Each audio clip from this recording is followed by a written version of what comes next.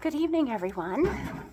Tonight, we are going to be reading a wonderful story called The Great Kapok Tree. It is by Lynn Cherry. It's a tale of the Amazon rainforest. Two men walked into the rainforest. Moments before, the forest had been alive with the sounds of squawking birds and howling monkeys.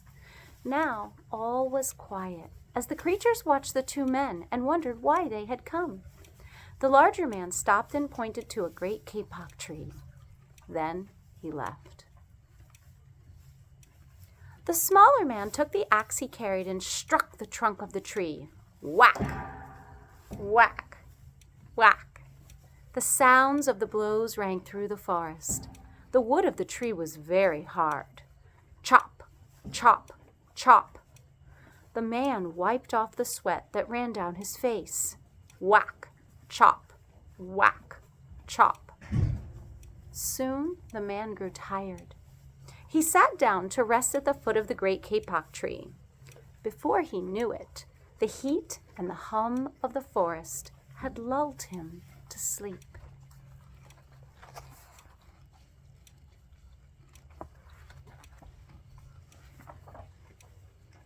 A boa constrictor lived in the kapok tree. He slithered down its trunk to where the man was sleeping. He looked at the gash that the axe had made in the tree, and then the huge snake slid very close to the man and hissed in his ear, "Signor, this tree is a tree of miracles. It is my home, where generations of my ancestors have lived. Do not chop it down."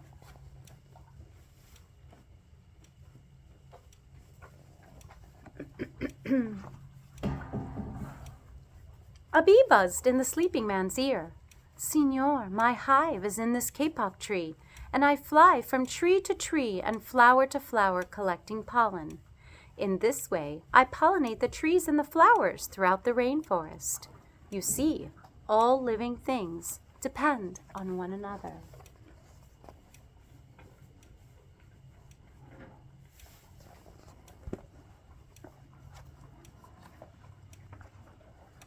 A troop of monkeys scampered down from the canopy of the kapok tree. They chattered to the sleeping man. "Signor, we have seen the ways of man. You chop down one tree, then come back for another and another. The roots of these great trees will wither and die, and there will be nothing left to hold the earth in place. When the heavy rains come, the soil will be washed away, and the forest will become a desert."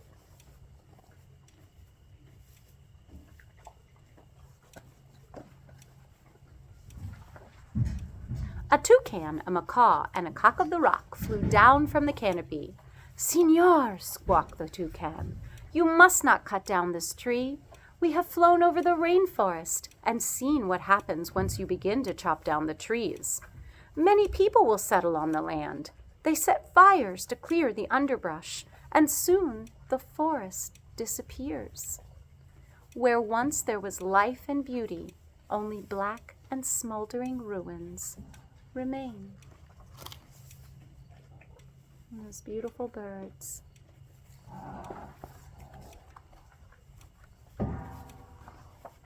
A bright and small tree frog crawled along the edge of a leaf.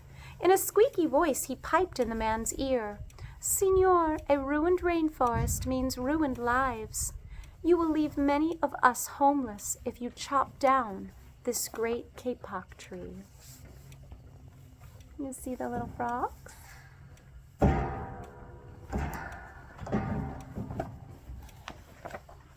A jaguar had been sleeping along a branch in the middle of the tree. Because his spotted coat blended in the dappled light and shadows of the understory, no one had noticed him. Now he leapt down and padded silently over to the sleeping man. He growled in his ear, "Signor, the kapok tree is home to many birds and animals. If you cut it down, where will I find my dinner?" It's a beautiful jaguar.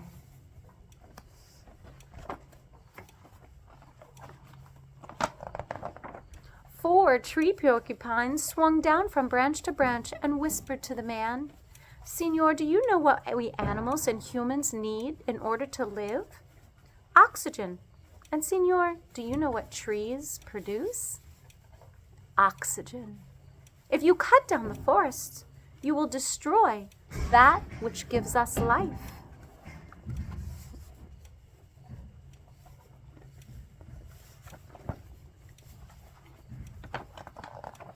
Several anteaters climbed down the kapok tree with their very young clinging to their backs. The unstriped anteater said to the sleeping man, "Senor, you are chopping down this tree with no thought for the future.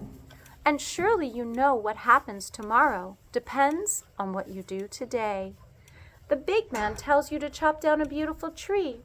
He tells us, but he does not think of his own children, who tomorrow must live in a world without trees." Can you imagine, Caesar Bug?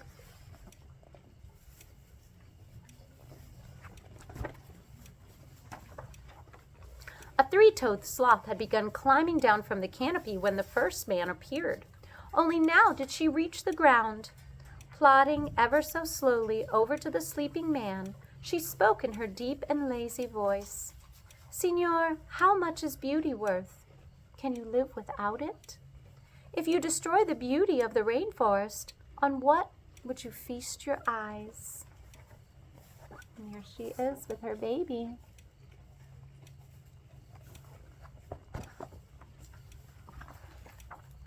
A child from the Yanomama tribe who lived in the rainforest knelt over the sleeping man. He murmured in his ear, "Senor, when you awake, please look upon us all with new eyes."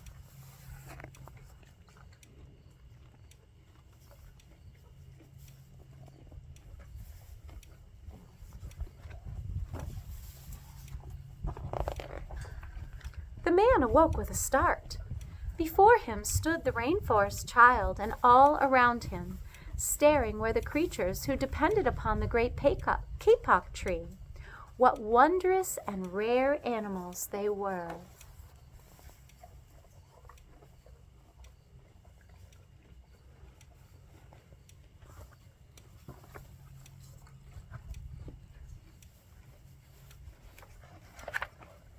The man looked about and saw the sun streaming through the canopy.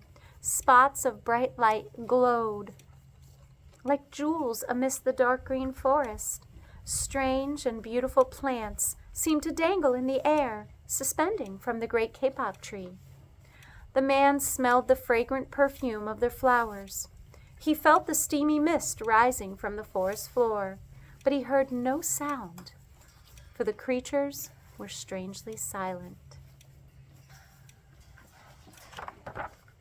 The man stood and picked up his axe. He swung back his arm as though to strike the tree again, but suddenly he stopped. He turned and he looked at all the animals and the child.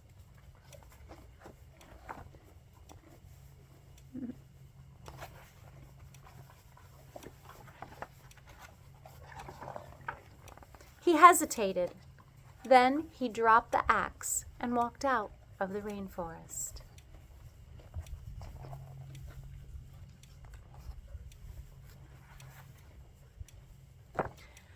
And here's a little note from the author.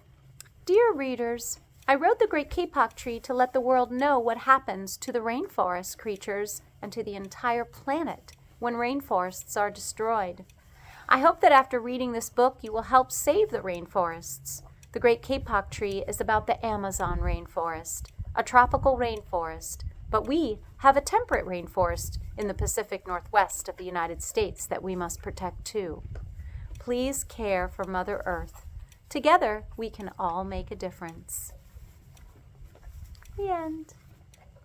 I hope you enjoyed our story this evening. I think Caesar Bug's been pretty happy with his dinner. Oh yeah. Good night.